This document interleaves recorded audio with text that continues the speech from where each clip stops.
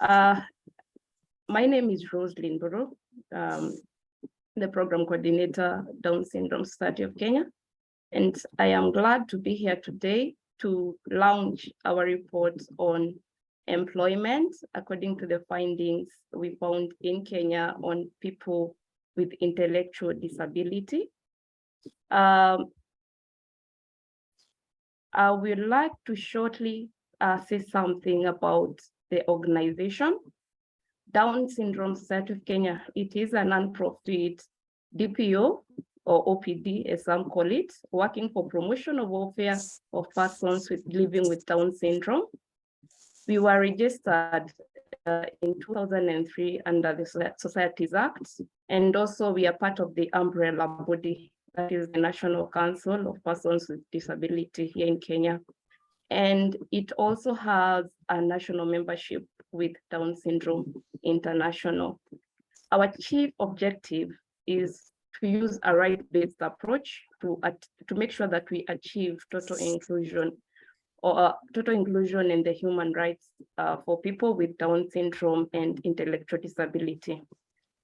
Mentioning on our aim and vision, we want to be the center of excellence for people with Down syndrome, their families, because it's more of a family society organization, and the community for human dignity, human rights, and social justice, with a mission to bring together persons with Down syndrome, the parents and the guardians, the caregivers and the professionals, as well as individuals interested in persons with Down syndrome, and as well act as a reference.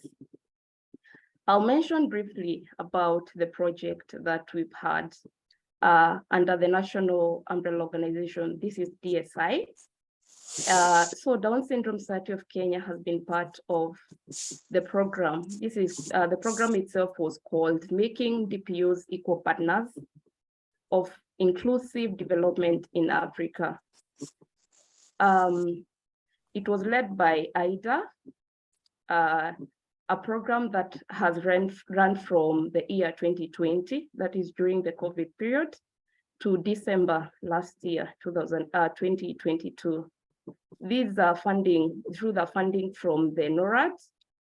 The aim of the program itself is to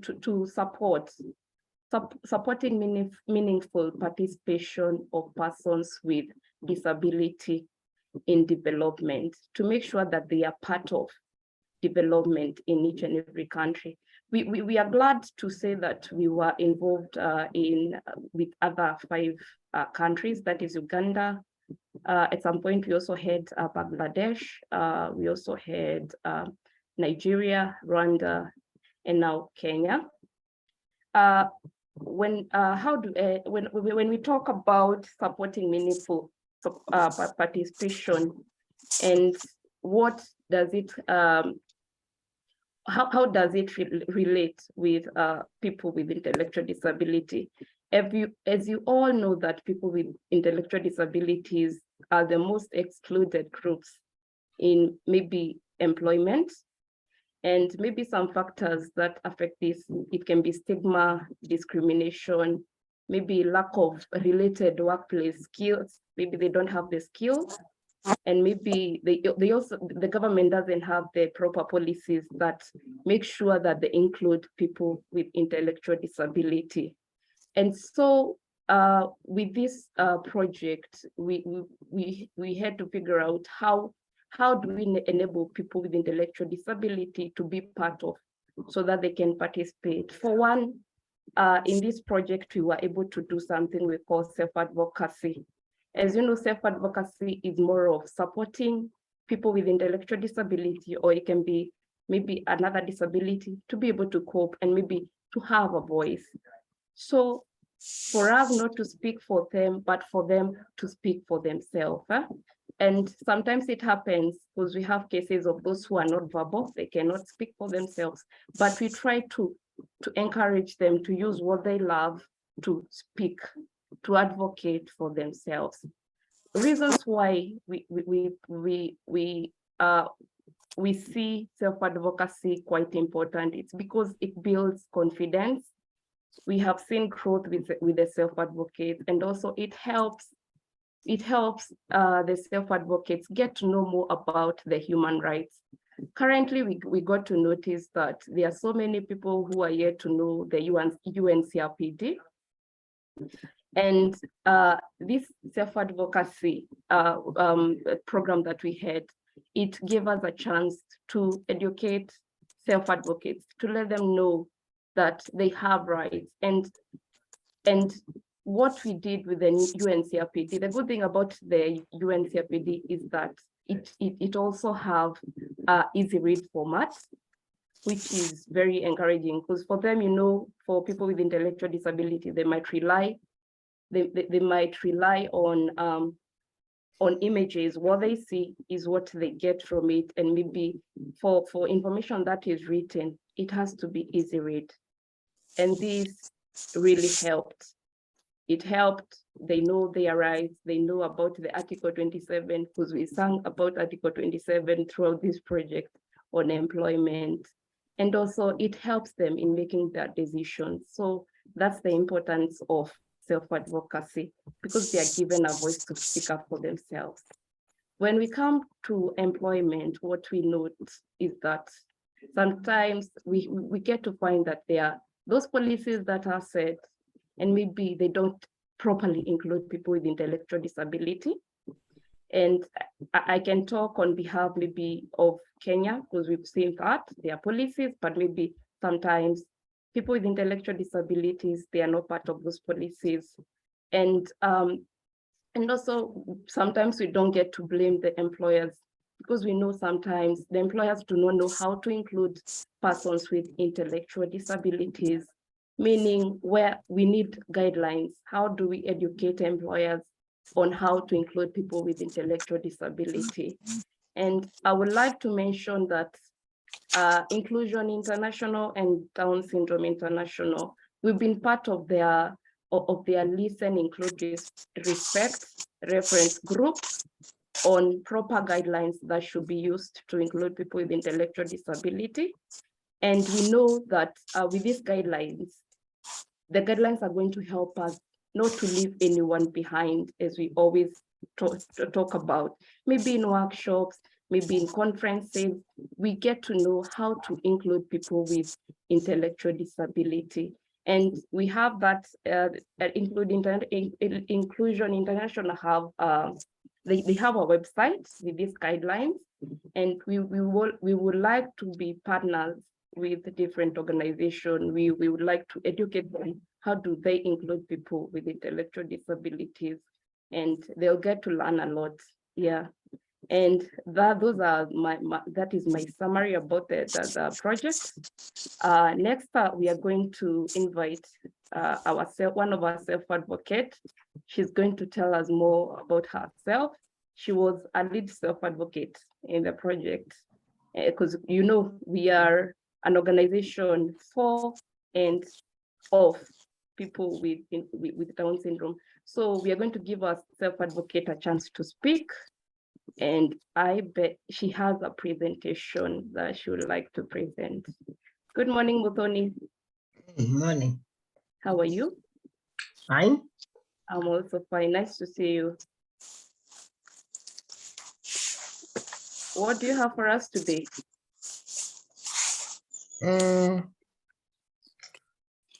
Okay, we have this as a group where we are on together. Yeah. And I'm going to that I need to read you guys my slides to you guys so you can hear what I'm to read out.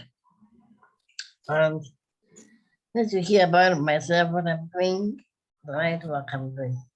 Thank you, Muthoni. I've shared your slide on the screen. I hope you can see it. Can you see it? Yeah, I can see.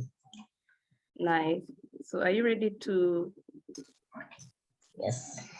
Okay, thank you. The floor is yours. Welcome.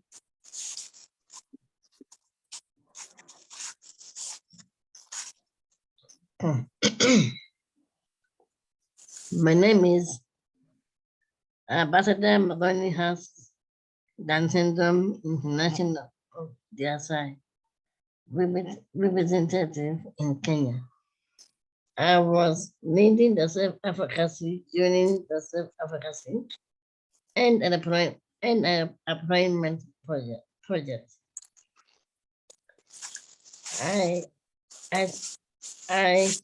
I want to speak. I want to talk about something. Can you move that black thing out of the way? Look in my word. About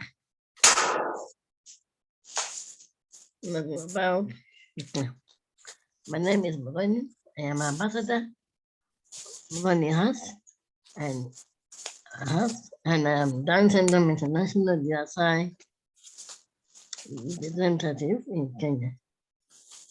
I was leading the self-advocacy during the self-advocacy and appointment project. I want to talk about my experience during this period.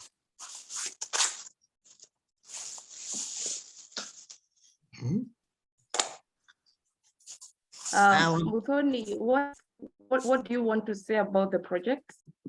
Hey, I was unable to meet Nathan, Simon, and Robin and Rachel from the Down Syndrome International.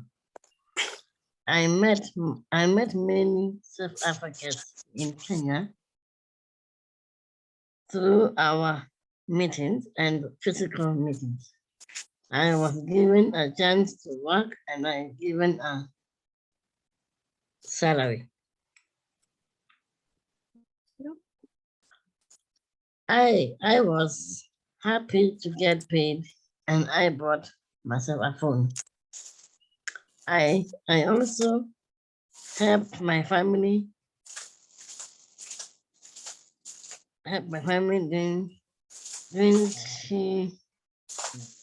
during the COVID period.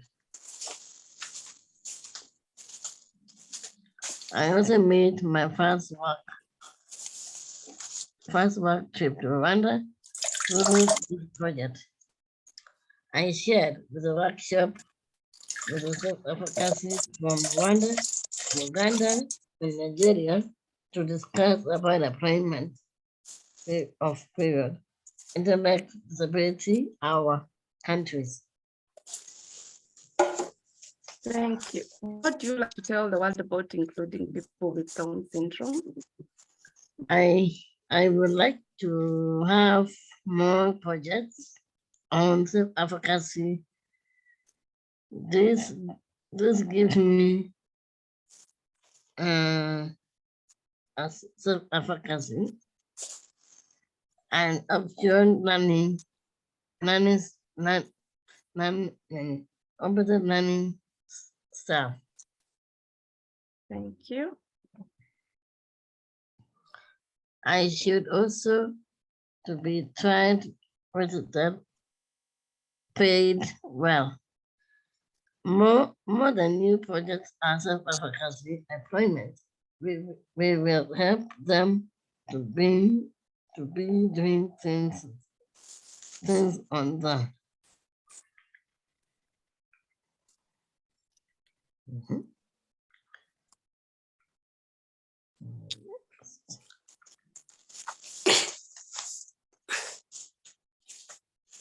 And what did you learn from the project? People with Down syndrome can learn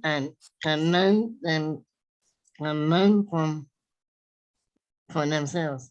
We are able to employers should including up.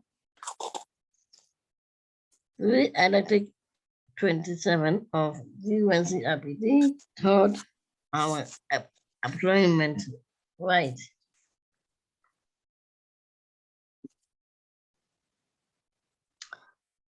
Many self-advocacy in Kenya did good supporting to help them on life. Josephine was my family already. Already me how to do the stuff for myself. I am 43 years old. I am 43 years old and I do uh, I do and I don't need a support like I used to. Thank you. Finally, the notice source advocacy are given jobs and they are paid. I paid the money, money from the big job. Please give them the proper pay. Thank you. Thank you so much, Muthoni. Thank you. That is our self-advocate. Thank you for the good job. Through her own words, she was able to tell us what she feels about the whole project. She was involved. She was also involved in an inclusion work job at a contract that she performed well, and she was able to present a webinar online because as you all know, we used to depend on Zoom because of COVID period. And finally, I would like to say you can watch our work stories video on YouTube. We have done a work stories that involved different self-advocates. So feel free to just go to YouTube, Down Syndrome Society of Kenya, and you're going to find that that work stories video. We've already started, we are continuing with our advocacy work on employment, and we believe that there's going to be a good outcome out of it. Next, I'm going to welcome Eunice. Eunice is a caregiver and also, she is a parent and also part of the society. She's going to tell us more about the report. So Eunice, welcome. Thank you, Roslyn. Good morning, everyone. Good morning. Yeah, my name is Eunice Koros. My name is Eunice Koros. As Roslyn has put it rightfully, I'm a parent of a child with Down syndrome. And I had the privilege to be part of this research.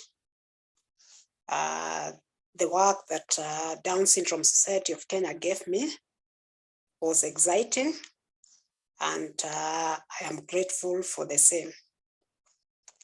I'm just going to give what we did throughout the research and what came out of the research.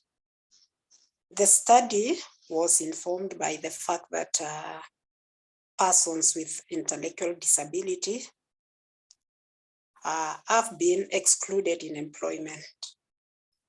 So this was a far-reaching research that has been waited for a long time.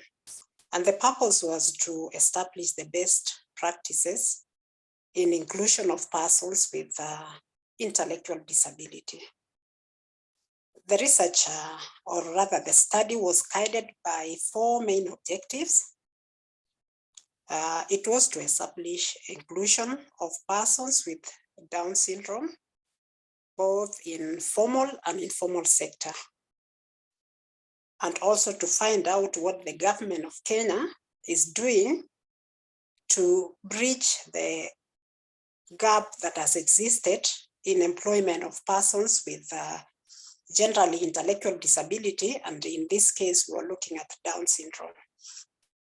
We also, it was also to find out the challenges in implementing some of the policies that have been put in place to guide employment of persons with disability. Then finally, the factors that hinder the employability of this group, the persons with intellectual disability. The study took a case study design. We took a case of Down syndrome, where we got the most of the participants, especially the parents and the persons with Down syndrome themselves, are the ones who gave us information. Also, we got information from employers, both in formal and informal sector, and policymakers. And these are the four main groups that we engage to get the information in this study. We used in-depth interviews, especially for the key persons in the formal sector, which took mainly the key persons in those in the places that we did the interview. So we engage, especially the human resource directors, who gave us a lot of information on employability of persons with Down syndrome. We also engage the policymakers, as I've said, to find out some of the policies that have been put in place in Kenya to guide this employment. So we used also focus discussion groups, especially for the parents and persons with Down syndrome, which also was complemented by observation. Some of the children with, some of the persons with Down syndrome do not have speech, but we could observe what they were doing. So this, there were findings. The findings that came out of this were far-reaching and quite informative in terms of the stage that we are in terms of employing persons with intellectual disability. So we found out that there is still a challenge in employing persons with intellectual disability. There is no appropriate when it comes to education, because that stood out. Education stood out as the main barrier to employability of persons with intellectual disability. And most of the barriers in education that came out clearly is that persons with intellectual disability have not, the education sector have not put clearly the transition from one stage of education to the next stage. So caregivers and parents are left with the option of whether to have their children left in school longer in the same position or have them at home. And this has made it kind of impossible for these persons to get skills that will enable them to be employed. So that was the major, the major challenge that stood out in this research. So also what came out was most of the schools do not have appropriate environment that can enable persons with intellectual disability to study well. So most of the schools are far away from them, and transportation is a major issue. Most of the parents cannot afford to take their children to those schools. And at the same time, most of the schools are private schools that offer appropriate education for these persons. So it is so difficult for the parents, most of the parents, to take their children to school. So most of them go to school, they are able to write, some are able to write and read, but in most cases, they don't have skills that can enable them to be employed. So those are the main challenges or the main barrier that makes them not to be employed, especially in the formal sector. Also in the informal sector, it is so, we found out that they are not able to employ these children because of the capacity. They don't have enough capacity to employ them. They are struggling also in their businesses. And the only persons that could employ is their children. Otherwise, it is difficult to employ other people from maybe other families. So this is also a challenge that really came out. What is still an hindrance is the stigma, discrimination, and still there's a lot of attitudes towards these people with intellectual disability. Most of the employers find that the people we engage found out that they still, that attitude of persons with intellectual disability are not able to perform in the employment, which has really hindered them from being employed. The government has put the 5%, yes, for persons with disability to be employed.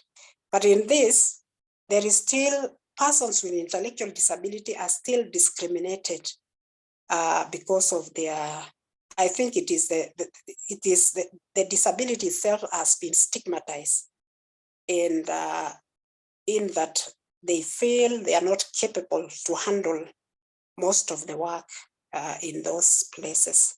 So that still remains the main challenge in employing persons with intellectual disability. So, what we found out also is that in all the major government institutions that we engage, we found none, not even one person with intellectual disability has been employed. And that is how serious this is for persons with intellectual disability. The others have been the 5% that is set aside for persons with intellectual disability has been for hearing impairment, the visual impairment, and also people with physical disability. But quite a lot is required to have persons with intellectual disability to be accepted in employment. Also, what came out is that as a barrier is that the safety and security. Most of the parents and the caregivers feel that they are not confident enough to allow their children to be employed far from them if there was any chance of being employed, because they feel there is a lot of exploitation in terms of pay, in terms of work done, because they may not be able to say no. And so the parents feel that if they send their children out of far from them, it is very difficult for them to settle. So that was another hindrance that came out clearly in this research. So I'm just giving a summary. There's quite a number in the study itself. And so the research recommends that, the study recommends that out of these hindrances, it recommends that parents be included in policy making because they understand what their children go through. They understand what their children need. So if they are included in the policy making, they are able to point out exactly the kind of skills that their children may need. So that is one that can help in terms of doing the right thing for the persons with intellectual disability. Also, from the findings, and the study recommended that they should parents should be supported to start their own businesses, to widen them, so that persons with intellectual disability can be accommodated in those businesses. Because in businesses, the work is hands-on, and these persons are able to work. They're able to be given instructions, and even the parents themselves are able to employ their own children, and this will expose even these children. So that is one of the recommendations that this study gives. And then also there is a lot of awareness. It requires a lot of awareness. We found out that most of the employers do not even understand what intellectual disability is. There is still a confusion between intellectual disability and mental disability. So there should be a lot of awareness. It requires creation of a lot of awareness so that the employers themselves would understand that these persons are able to do work. So this is a creation of employment, a creation of awareness, yeah, even among the communities, so that the children can be, these persons can be accepted. Also, we found out that these children, the persons with intellectual disability, know their rights, and they should be helped to advocate for these rights. I will quote one of the participants in from the rural Kenya, who said that, I will quote in Kiswahili what he said, to show that they know what they know what is the right thing to do for them. He said that siwezi kukaa na watu ambao wanamwaga mate na kujichafua. This means I cannot stay with children who drool and soil themselves. So this shows us that they know that they're different. They cannot. This came out of being put together with other children who are not able to do anything for themselves. And he said he even ran away from school because of that. So appropriate education is recommended for each child because they have unique capabilities. So categorization and putting them in the right places would do better for them than just lumping them into one class. Also, this study recommended that a safe environment should be created. Yeah, create that inclusive, accommodative environment that is good for children with intellectual disability. So these are some of the recommendations that we gave in the study, and we believe it's going to go a long way in helping these persons with intellectual disability in being included in the employment. So this is just a summary of what it entailed and what came out of the research. And the study, I believe, can go further because there are so many gaps and there's so many limitations. Yes, many researches have been done in Kenya, that, but mainly it's been on the other disabilities. The intellectual disability has not really come out the way it should come as a unique kind of disability. So more advocacy is required, more awareness is required. Policies have been put in place in Kenya, but they are quite general. There are quite a number of very good policies that have been put in place to inform the rights of persons with persons with disability, but there should be specific policies that guide the intellectual disability, being a very unique kind of disability and diverse in nature. So those are the recommendations that we have given. And it was very exciting for me going through this process and finding out the reality on the ground. So this is the reality. And we encourage that more of this will be done so that persons with intellectual disability are able to have their rights in place. So thank you so much. I want to say thank you so much.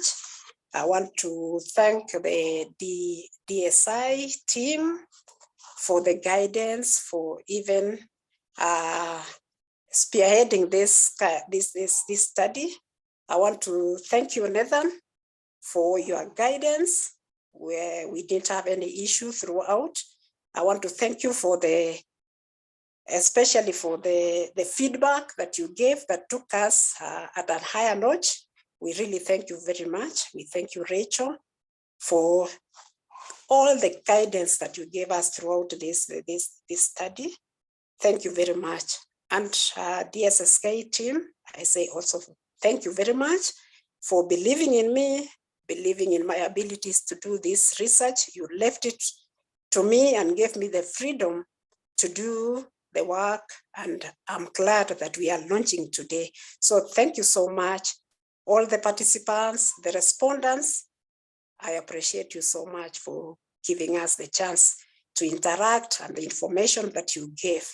Thank you, the advocates that we engage. Thank you very much. So I say thank you, thank you, thank you, thank you. Thank you so much, Eunice. Thank you. Thank you for being part of the team. As Eunice has said, Eunice is a parent. She's a very committed parent, and I know the wonders that she has done being part of the society, the education she has given as a parent. So all this information is from the people who have been facing it firsthand. I would like to give this platform to our chairperson, who is going to do the final and also do the launch of the report. The report will be shared. The report will be shared on our website as well as in the SI's website. So yeah, we are going to share the link. Thank you. Welcome, Eric. Thank you very much, Roslyn. Thank you, everyone who is on this call. We really do appreciate you taking your time to join us on this very special day that we launched this particular report. My name is Eric Madete, a father to a 22-year-old man or boy who is living with Down syndrome. So we have this as part and parcel of our home. We have a young man who is ready to get into the job market. And of course, the issues that go with looking for a job, issues to do with fixing him and making sure that he has got an environment around that he can work comfortably and work well and has friends together with him. It is true worldwide that unemployment is one of the biggest problems people with disabilities face. And even worse, people living with intellectual disability. The level of unemployment exacerbates the problem we have in families where poverty becomes a big issue because people are not able to raise money for their families, as well as to take care of persons living with disability and take care of themselves. So it is a big problem, and not just in Kenya, but worldwide. Kenya has given its laws that, of course, 5% of their job opportunities should be given to people living with disability, but then it still remains a challenge, especially where it has to deal with people living with intellectual disability. We're yet to achieve that, and we hope that this report goes a long way to help us make it easier to get positions and opportunities for people living with intellectual disabilities either being fixed in places of employment or trying to create employment for themselves and for their families. I think this report is an eye-opener to the many things that are facing us as people living with Down syndrome, and particularly in intellectual disability in this country. And I pray that other countries may also adopt and see some of the positives they can pick out of this report. We really want to thank DSI and the teams that have helped fund and go through this process. It is for us a milestone in advocating for the rights of people living with Down syndrome, and it will help us to lobby for more space, to lobby for more opportunities, to lobby for creative and good environments for our children to live in and be able to earn something, because they need to live and exploit their full potential in life. We thank you all for joining us, the teams, the countries that have joined us on this launch. And we are asking that as we launch here, we'll also be looking forward to seeing what you're doing in your countries, because this exchange of ideas helps us. It makes it easier for us to fight for the rights of people living with Down syndrome and to fight for the rights of people living with other disabilities that are related to us as well. We appreciate you and we thank you. Thank you, Eunice, and your team for the work that you've done, the Secretariat, DSSK Secretariat. We're so grateful. And I think at this point, I would be glad to just officially declare that this report is launched, and you are welcome to go through it. You're welcome to give us feedback. The Down Syndrome Society of Kenya appreciates feedback, appreciates more from your countries as well, input. Thank you very much. Thank you, Rosalind, and back to you. Thank you so much, Eric. I think I'll just give a platform to maybe one or two people. Maybe they can just comment or say something. Let's just do a maximum of maybe 3 people. Maybe they can say something. We will, as I've said, we are going to share this report. It's going to be open for everyone. So please go through it. If you want to criticize, we are open for that. We are ready, because you know, we are looking for partnership from all over. We want to do our advocacy work. At least we want to see people with intellectual disability. They are not only in casual laborers. We want them in offices doing a work that is considered work. Yeah. So please walk with us this journey, and let's make sure that people with intellectual disability, that their rights are not taken advantage of. So let's be part of this journey and walk through this journey together. So I'll give this opportunity to maybe 3 people maximum. Please raise your hand and then you can just say something as we conclude. And just mentioning on something I've seen from the questions, Liz Ombati. I know Elizabeth Ombati, she has been an advocate. So I think we've worked with her in different workshops, and I would like to say she has a question about the CBC system, of which for us, we see it as very, very, it is a good system. It's a good curriculum for people with intellectual disability, because we don't have to do, we no longer have to do the grading, the grading system that we used to have before. So I can say it's a good system, and we are really trying to tell the parents, please make sure you enroll your child to school. Don't let that child go to a school, to a different school that doesn't suit him or her, and maybe she will not get anything from that school. I'm going to give you an example. Like December last year, we have a person with Down syndrome who graduated from the KMTC actually, and she was awarded for being the best from the school. And I would like to say that her name is Habon. She did a diploma in dietetics, of which it's not an easy course. They did not change the exams or anything. The exam was the same, of which it was a bit unfair. But I would like to say we encourage people, parents, take your children to school, let them get those skills, because I think the skills are the ones that hinder us, especially when it comes to employment. We want to be part of the economy. Not only that, maybe our parents have to be in self-employment for them to include their children in the employment. Please, we want to see employers opening doors. If you don't know how to include a person with intellectual disability, talk to us. Let us know you have a vacancy, you want to give a person with intellectual disability. Please make sure you give us that platform to educate. And we believe that we are going to do more of advocacy, training the employers on how to educate people, to include people with intellectual disability. And it's going to be a start, and we know it's going to be fruitful at the end. So do we have anyone who has a question? Or maybe, yeah, just three people to comment. You can raise your hand and I'll give you that platform so we can close. Oh, thank you. We have 3 people. Thank you. I'll give you a chance to talk. Karibu Lucy Mombo. Good morning, all. Good morning. I thank all of you, and I thank the Secretariat, and specifically I thank the self-advocates and their support, their parents. And this was a very good first program that really involved the self-advocates. And the future is bright. And I would encourage that we continue with this program.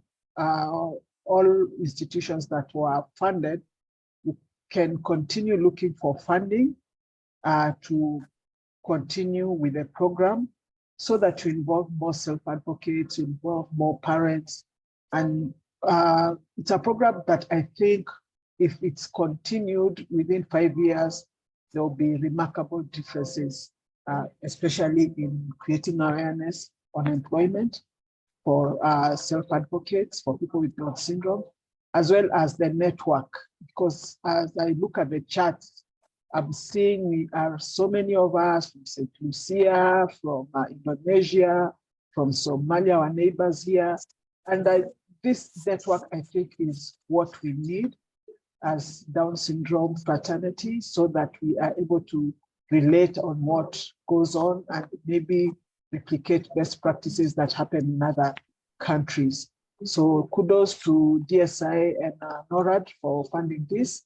And I would encourage that even as individual societies, we continue seeking for funding and methods that can sustain this program. I don't want to believe that once the reports are launched in respective countries, that the program is over. Let the program continue, even in small ways, even if it means supporting 2 or 3 people and continuing the conversation, of course, under the umbrella of DSI, that would be more fruitful. So I'm happy about this program, and I think it's also growth for all of our organizations.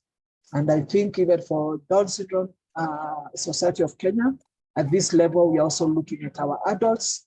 We started off with them as toddlers. So there's growth in the organization that now we are also concentrating more on the adults, even as we continue receiving new families or young families.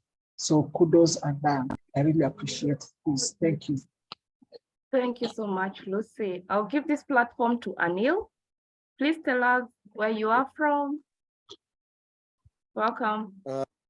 Yeah, thanks, Rosaline, and my congratulations to Down Syndrome Society of Kenya for having undertaken this study report. I'm sure your findings will let us know the kind of difficulties which all the family members and the parents of our fraternity are facing world over.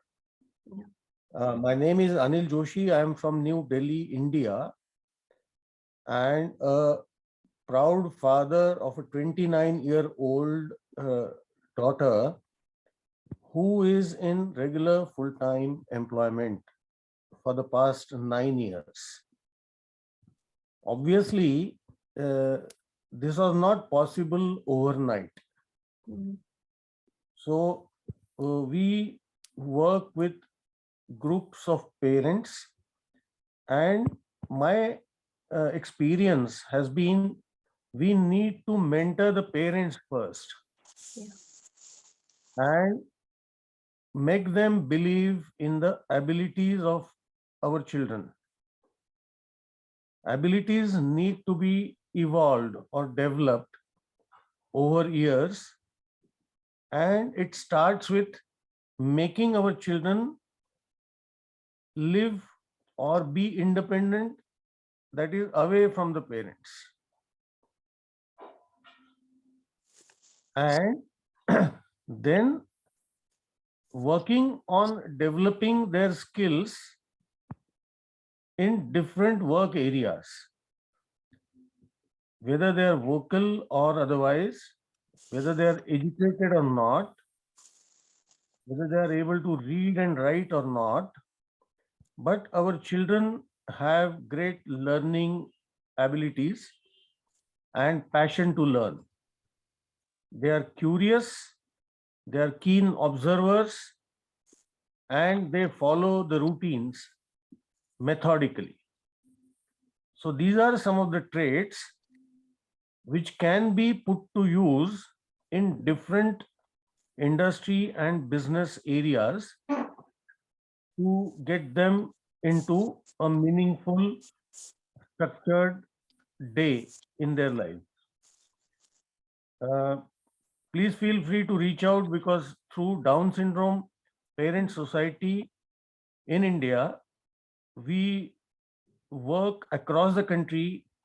And as you know, India is a huge country and with diverse groups, and work with tens of thousands of families to bring about this change and to enable them overcome stigmas, attitudinal barriers, policy level interventions, programmatic interventions, and so on. I'm happy to share that over the past decade or so, we have hundreds of adults, youth, who are now getting into different kind of professions or jobs, and they're ready. And I'll be happy to share the links and other things later on. Thank you so much. Thank you so much, Anil. We are going to get in touch. I've shared my email address on the chat box for everyone. We'll have Alan. You can say something.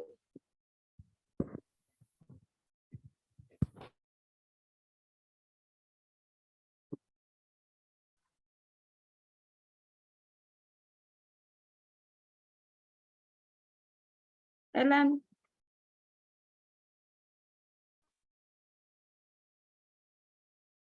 Hello. Hello, Alan.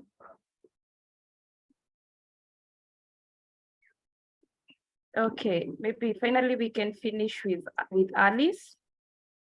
Yes. Can you hear me? Yes, we can hear you.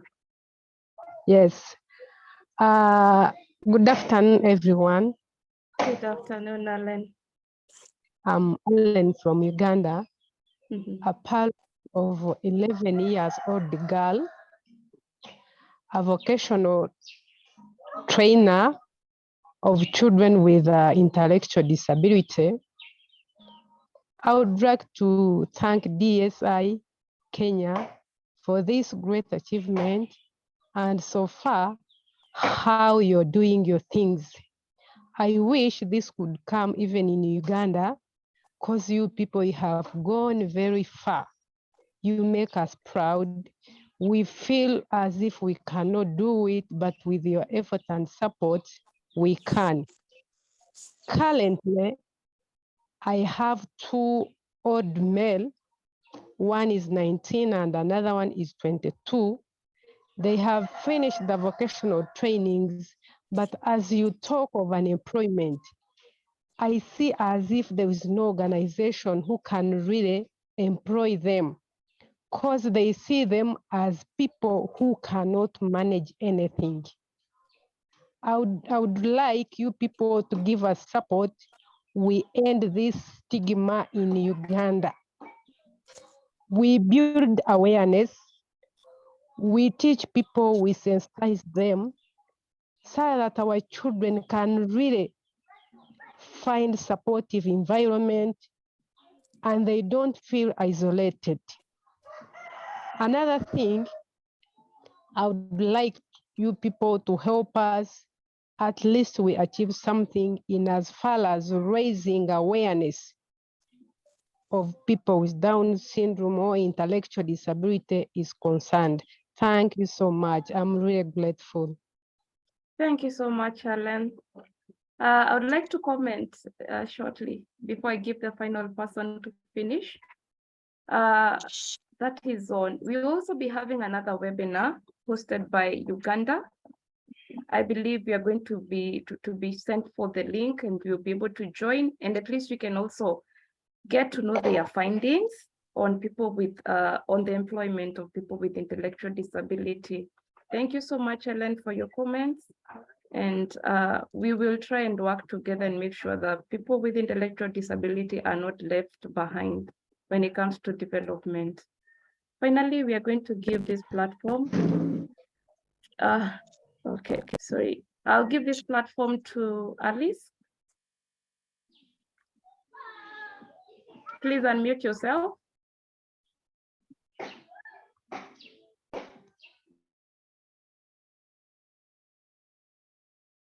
Hello. Hello, Alice. Hello.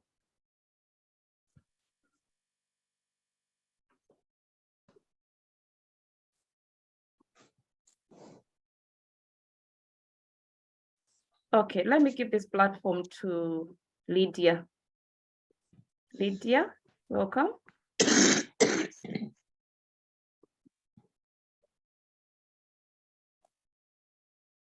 Hello, Lydia.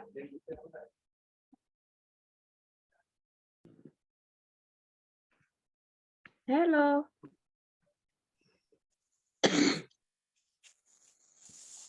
Oh, Alice is on. Hello, Alice.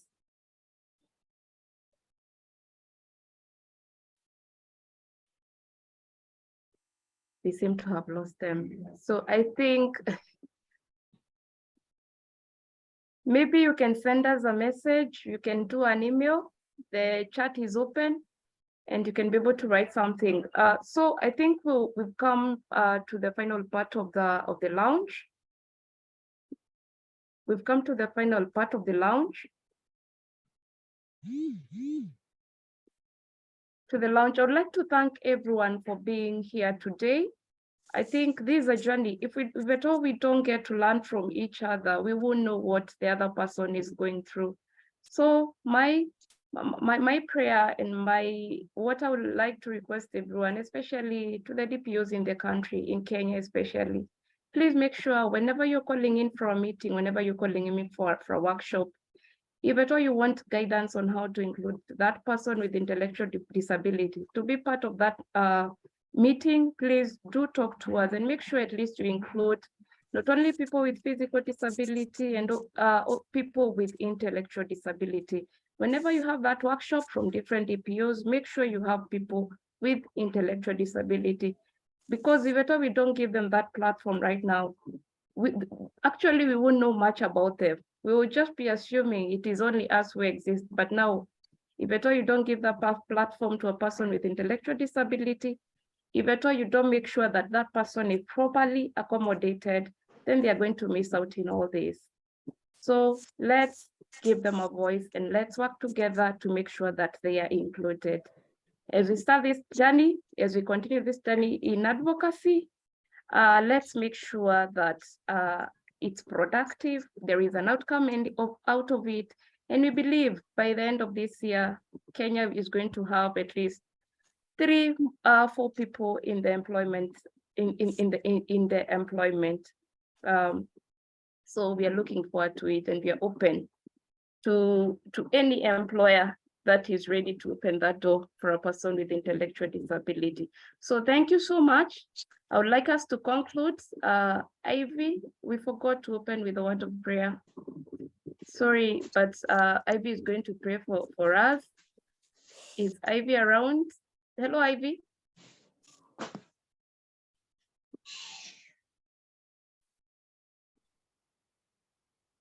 Good morning, Ivy.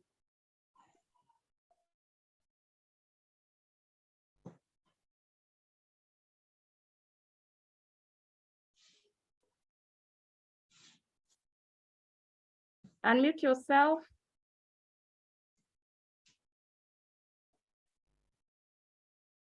And please, you can put the video on. Ivy is also one of our self-advocates. Yeah, she was able to finish her KC. Yeah, she did her KCSE early last year. Hello, Ivy. Hello. How are you? Can we see your beautiful face? You put the camera on.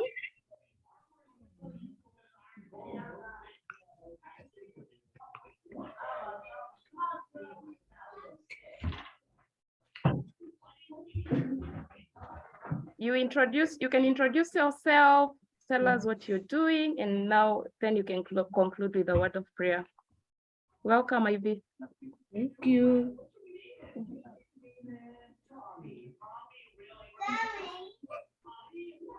Tell us your name and what you're currently doing. My name is Ivy Dutaboredi. I thank God for this year. To say thank you all. Thank you for participating. I'm so very excitement for this intellectual group. Yeah. Thank you so much, Ivy. You can go ahead and lead us with a word of prayer. Okay, let's go ahead for a prayer. Thank you, Joe. Thank you, Jesus. Thank you for brought us here, oh Lord Jehovah. Thank you for brought us this meeting, oh Lord. Thank you for your guidance. Thank you for your protection, oh Lord Jehovah.